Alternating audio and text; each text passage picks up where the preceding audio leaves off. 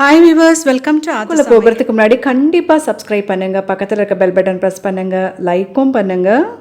இந்த குணுக்கு ரெசிபி தான் பார்க்க போகிறோம். ஈவினிங் ஸ்நாக்ஸ்க்கு ரொம்ப டேஸ்டியாக மொறுமொறு நல்லாயிருக்கும். அதே சமயத்தில் இதை நீங்கள் அடையாமல் வாத்து நீங்கள் சாப்பிடலாம்.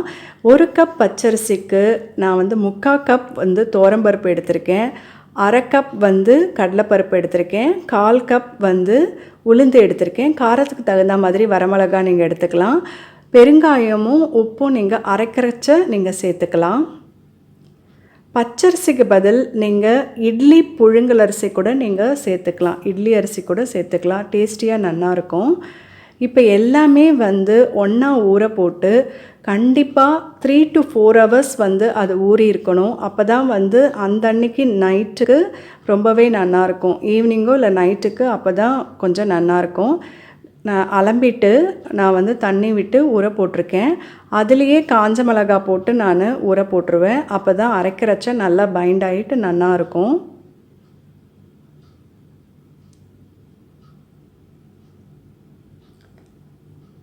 அரைக்கிறச்ச இது ரெண்டுத்தையுமே நம்ம சேர்த்துட்டுடலாம். இப்போ நான் கிரைண்டரில் போட போகிறதில்ல, மிக்சியில் போட்டு அரைச்சி எடுத்துக்க போகிறேன். ஃபஸ்ட்டு வரமிளகாலாம் எல்லாமே சேர்த்து போட்டு நம்ம அரைச்சி எடுத்துக்கலாம்.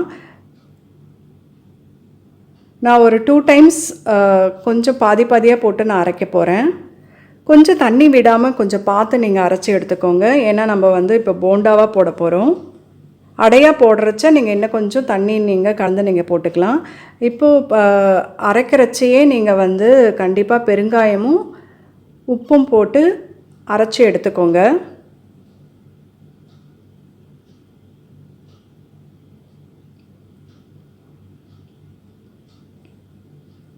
இந்த பதத்துக்கு நீங்கள் இப்போ அரைச்சி எடுத்துருந்துருக்கணும். ரொம்ப தண்ணி விடாமல் பார்த்து இதை அரைச்சி எடுத்துக்கோங்க. முதல் பாதி இப்போ அரைச்சாச்சு. அடுத்து 2வது லாட் நான் போட போகிறேன்.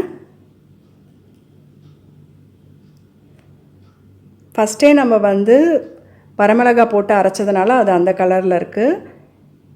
இப்போ இது ரெண்டுத்தையுமே நல்லா நீங்கள் போட்டு மிக்ஸ் பண்ணிவிடுங்க. மிக்ஸ் பண்ணிவிட்டு இப்படி இந்த பதத்துக்கு இருக்கணும்.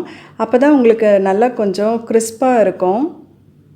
அப்படி இல்லைனா ரொம்ப கெட்டியாக இருக்கும் உங்களுக்கு குணுக்கு. இது ஒரு 15 minutes கழித்து நீங்கள் வாத்து எடுத்திங்கன்னா கிறிஸ்பாக நல்லாயிருக்கும். இப்போ கொஞ்சம் கொஞ்சமாக இது இப்படி தான் போண்டா மாதிரி போட்டு எடுக்கணும்.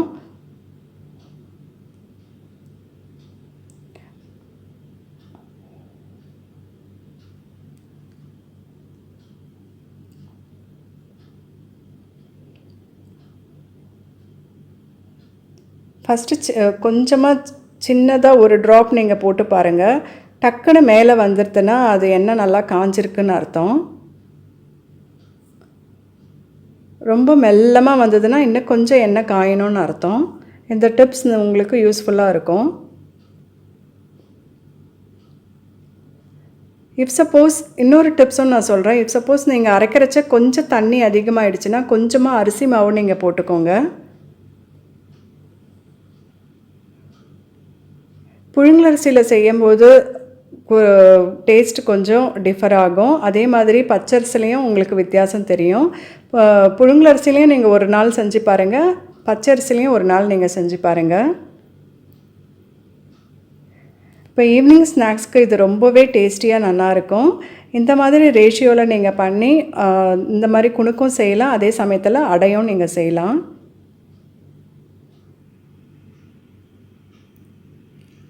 மீடியம் ஃப்ளேமில் வச்சு நீங்கள் வாத்து எடுங்க. ஏன்னா உங்களுக்கு டக்குன்னு மேலே நல்லா கிறிஸ்பாக கலர் வந்துடும், உங்களுக்கு உள்ளுக்கு வெந்திருக்காது.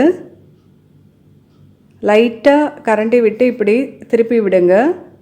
அப்போ ஈவனாக உங்களுக்கு வெந்து வரும்.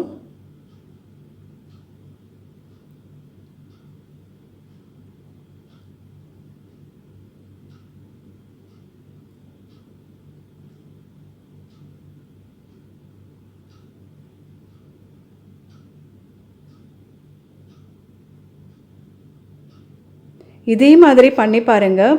கண்டிப்பாக பண்ணி பார்த்துட்டு உங்களுடைய ரிவ்யூஸ் அண்ட் கமெண்ட்ஸ் எனக்கு போஸ்ட் பண்ணுங்கள். இந்த சலசலப்பு சவுண்டு கம்மியாகிடுதுன்னா நம்ம எடுத்துடலாம்.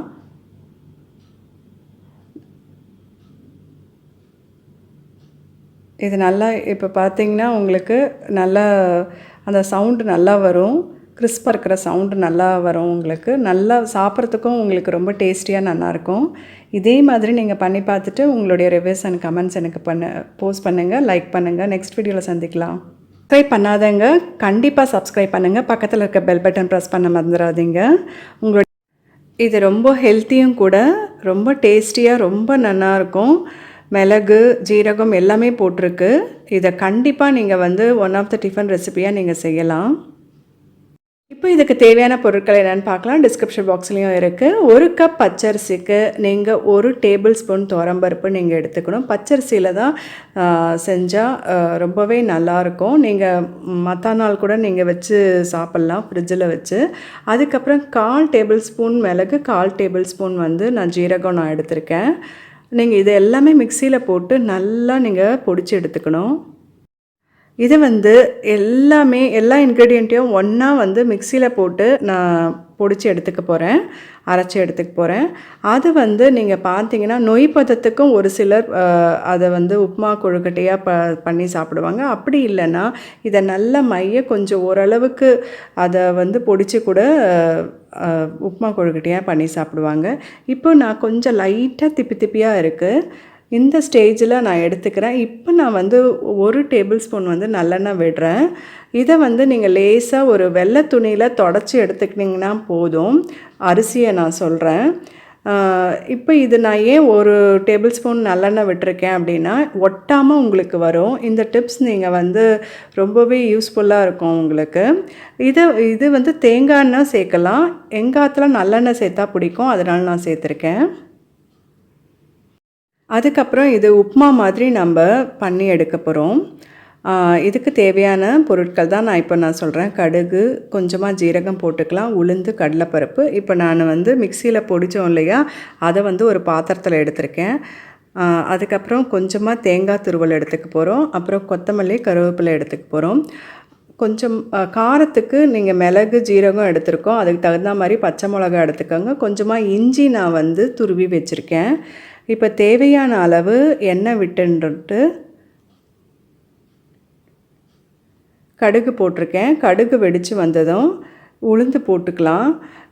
இதில் வந்து நீங்கள் தேங்காய் எண்ணெய் சேர்த்திங்கன்னா இன்னும் டேஸ்டியாக ரொம்ப நல்லாயிருக்கும். அப்படி இல்லைனா எந்த குக்கிங் ஆயில் சேர்த்தாலும் நல்லா தான் இருக்கும், நீங்கள் சேர்த்துக்கோங்க. அதுக்கப்புறம் 1 கப் பச்சரிசி நான் எடுத்திருக்கேன் இல்லையா, அதுக்கு 3 கப் வந்து நம்ம வந்து ஜலம் விடணும். அதில் கொத்தமல்லி கொஞ்சம் உங்களுக்கே தெரியும், அந்த ஃப்ளேவர் தான் அந்த அரோமா வந்து என்ஹான்ஸ் பண்ணி கொடுக்கும். அப்படி இல்லைன்னா நீங்கள் வந்து அதை அவாய்ட் பண்ணிக்கலாம். கொத்தமல்லி போட்டிங்கன்னா அந்த அன்றைக்கே நீங்கள் சாப்பிட்றணும். கொத்தமல்லி போடாமல் எடுத்து வச்சு மறுநாள் ஃப்ரிட்ஜில் எடுத்து வச்சு கூட இதை வந்து ஹீட் பண்ணி சாப்பிடுவாங்க. அப்போ நீங்கள் கொத்தமல்லி அவாய்ட் பண்ணிக்கலாம். இது எல்லாத்தையும் போட்டு தாளித்து வதக்கிட்டு இப்போ 3 கப் தண்ணி நம்ம வந்து விட போகிறோம். இந்த கப்பால் இப்போ நான் 3 கப் ஜலம் விட்டுருக்கேன். இதில் வந்து நீங்கள் உப்பு போட்டு நல்லா தளச்சி வரும்போது தேவையான அளவு தேங்காய் துருவல் இருக்குது பார்த்தீங்களா, அதை நீங்கள் வந்து போட்டுக்கலாம். உங்கள் டேஸ்ட்டுக்கு ஏற்ற மாதிரி நீங்கள் போட்டுக்கலாம். இப்போ நான் வந்து ஒரு 2 டேபிள் ஸ்பூன் நான் சேர்த்துருக்கேன். ரொம்பவே டேஸ்டியாக நல்லாயிருக்கும். இப்போ தேவையான அளவு உப்பு போட்டிருக்கேன். இப்போது இந்த குவான்டிட்டிக்கு உப்பு வந்து 3/4 டேபிள் ஸ்பூன் நான் வந்து ஆட் பண்ணியிருக்கேன். இப்போ பாருங்கள் நல்லா தளச்சி வருது. அந்த ஸ்டேஜில் இந்த மாவு நம்ம அரைச்சி வச்சோம் இல்லையா, அதை நீங்கள் கொஞ்சம் கொஞ்சமாக போட்டு கலரி எடுக்கலாம். அந்த டிப்ஸ் நீங்கள் வந்து கண்டிப்பாக மறக்காமல் செய்யுங்க. அப்போ தான் வந்து எதுவுமே ஒட்டாது, உங்களுக்கு அந்த உருண்டை தட்டாது. அந்த கெட்டியாக இருக்கும் இல்லையா, அது வந்து வராமல் இருக்கும். இப்போ இதை நல்லா போட்டு நீங்கள் உப்புமா மாதிரி நீங்கள் கலரி எடுத்துக்கணும்.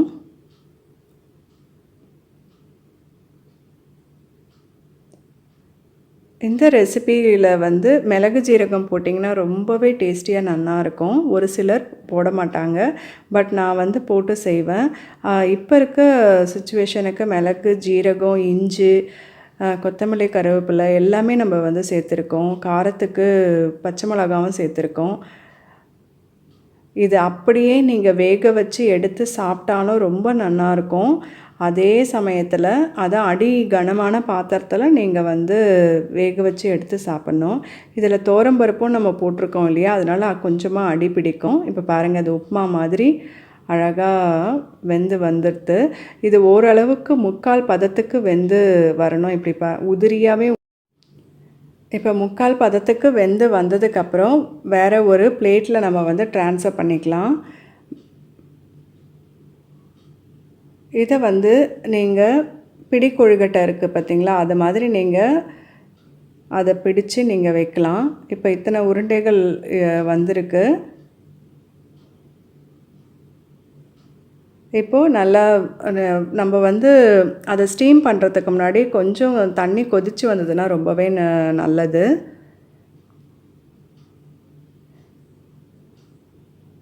இப்போ 1 கப்புக்கு இத்தனை கொழுக்கட்டை நமக்கு வந்திருக்கு.